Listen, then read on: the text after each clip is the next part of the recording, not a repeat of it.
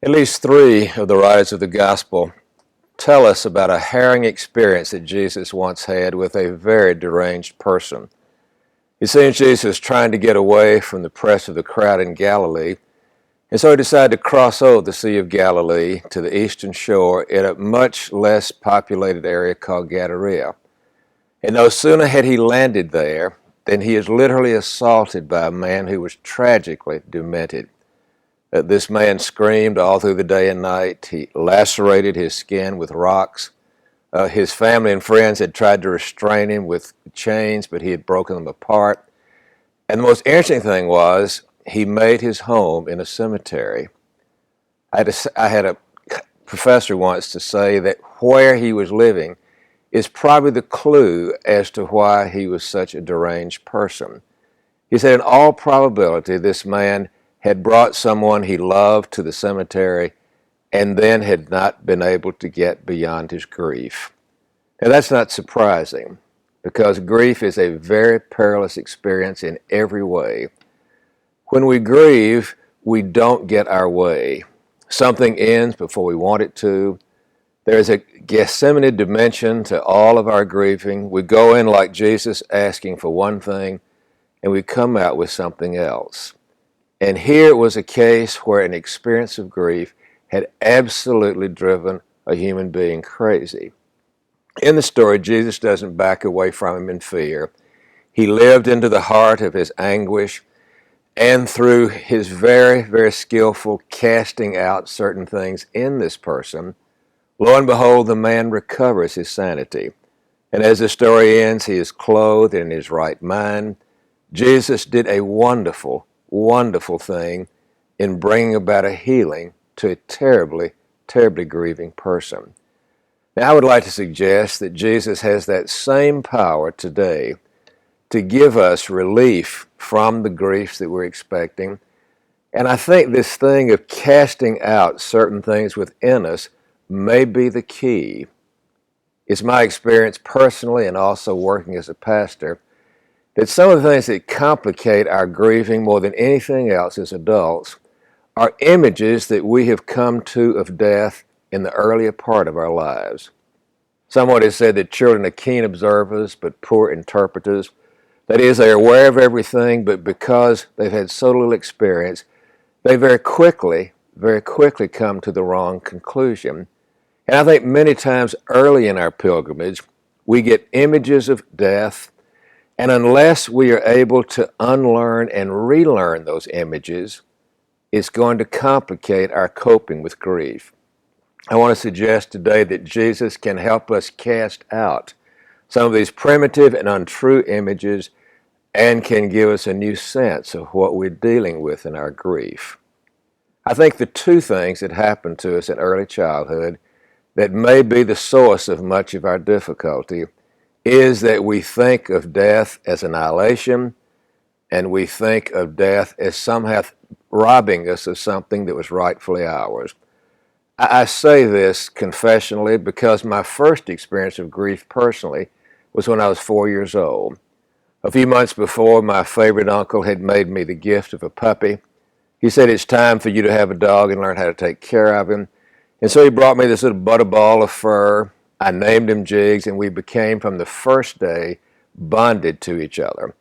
One summer afternoon, I was playing out in the backyard and wanted to go in for a drink. We had a big screen-in porch on the back of our house. And so as I was going in, I didn't realize that little Jiggs with his short legs was trying to follow me. And the heavy screen door happened to come shut right on that little puppy's neck. The first thing I knew was there was a sound of animal pain. I turned around and saw Jiggs falling back out into the yard. His body went through some convulsions, and then he went limp. Well, of course, I rushed and tried to revive him, but could not. The wonderful African-American lady that lived with us came out, and she too was unable to get him to respond. We got my mother, we got a neighbor, and for the first time in my 4 years of living, I heard the word dead applied to something that was very precious to me. That night, my father came home, and we told him the whole story. He too tried to revive Jiggs, but could not, and so he took it a step further. We got a shoebox and put that little body in it, Took it out in the backyard and dug a grave, covered it up, put a little stick cross over it, and I never saw Jiggs again. Now, because I was a little child who was very concrete and very literal in the way I perceive things, the fact that I never saw Jiggs again gave me the impression that whatever death touches, it absolutely obliterates. That anything that comes in touch with death simply goes out of existence. And so a primordial kind of fear developed in my little heart in relation to this phenomenon of death. And then realized since Jiggs was my puppy, I had the feeling that something that was rightfully mine had been stolen from me. I began to have an enormous sense of anger at the injustice of that having taken place. Now, what I want to suggest is that I think many people begin life with these understandings of death, and if we don't do what St. Paul says, that is, put away childish things, if we continue to look at life through the lens of these particular images, then it's going to greatly complicate how we cope with further losses, because if we think of death in fearful terms as annihilation, or we think of death as if it is a thief that has stolen something from us, it sets in motion tremendous fear and tremendous anger. I would like to suggest today that Jesus has the power of casting out those images, just as he cast out the things in this grieving man that were causing him to be so demented. Jesus can cast out those images and bring us back stronger and better, even though we experience loss. Now, how does Jesus do this? Well, first of all, I think he would have us to rethink our understanding of death. I believe Jesus would say to us that what happens to us at the end of our life in history is best compared to what happened to us at the beginning of our lives.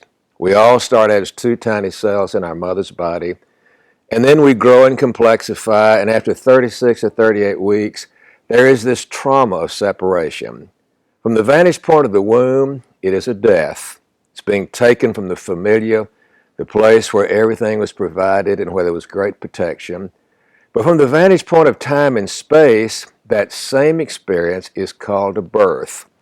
It is moving out of one place that has served its purpose into a context where we can grow and develop more fully.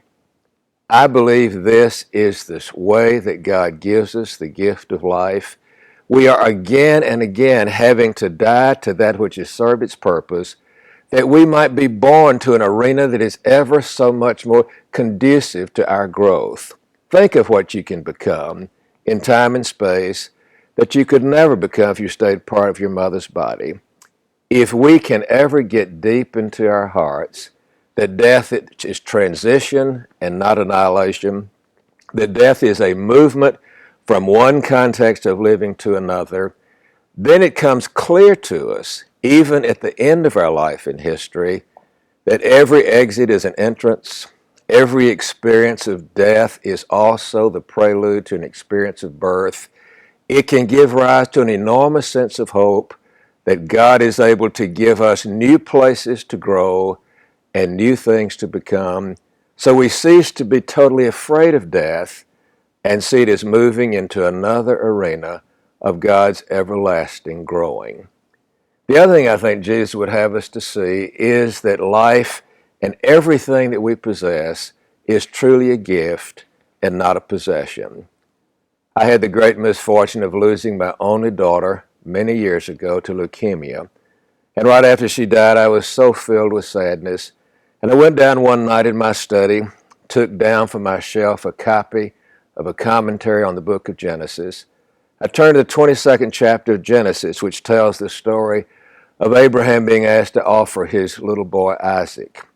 I'd never understood that story, but that night, through the teachings of this particular interpreter, he helped me to see that the issue at work here was whether or not Abraham remembered where Isaac had come from.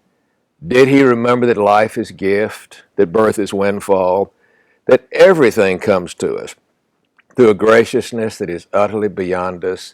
As I sat there in the middle of the night listening to those images out of the book of Genesis, it dawned on me that my daughter was a gift and not a possession, and therefore I had the sense that I could take the road of gratitude rather than the road of resentment out of the valley of the shadow of grief, and I began to realize that my choice was mine to make, either living my life with my fist in the face of God or being grateful that she had ever given it all. These childhood images of death as annihilation and of death as thief need to be unlearned and relearned, because the great truth I think Jesus would give to all of us, that which casts out our demons of fear, is that death is in fact transition, and best of all, life is gift, and we can trust the one who gave us the good old days to give us good new days as well.